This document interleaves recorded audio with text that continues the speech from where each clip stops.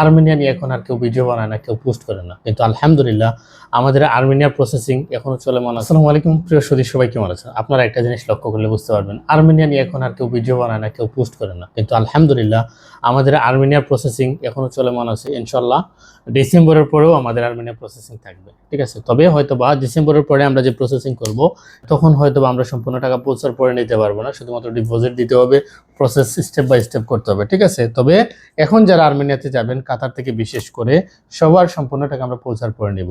বসনিয়ার file নেওয়া বন্ধ, গ্রিসের ফাইল নেওয়া এখনো চলমান আছে, ঠিক আছে? সো আমাদের অফিসের নিয়ম হচ্ছে, আমরা যে দেশের কাজ হবে সে দেশের কাজ নিব, যে দেশের কাজ হবে না সে দেশের কাজ নিব না। আমরা এই লটে ফাইল নেই না, 10টা 15টা ফাইল, 100টা 150টা এরকম ফাইল নিই না।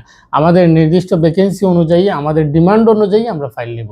ব্যাপারটা এরকম না যে আপনাদের অ্যাডভান্স টাকা নিয়ে আমাদের অফিস চালাতে হবে। আল্লাহ তাআলার রহমতে আমাদের অফিসের যে সকল স্টাফ আছেন এবং বাংলাদেশ অফিসের স্টাফ, যেহেতু গ্লোবালের মাধ্যমে পরবর্তীতেও আল্লাহ তাআলা সবার রিজিকের ব্যবস্থা করে দেবে। তো আমার অবৈধ কেন করতে হবে, আমাদের অবৈধ কেন চিন্তা করতে হবে? আমাদের এই চিন্তা ভাবনা নাই। সো ইনশাআল্লাহ আল্লাহ তাআলা রিজিকের ফয়সালা করে দিবেন সবারই। সো প্রত্যেক একটা পথ বন্ধ হলে আরেকটা পথ ওপেন হয়ে যাবে ইনশাআল্লাহ।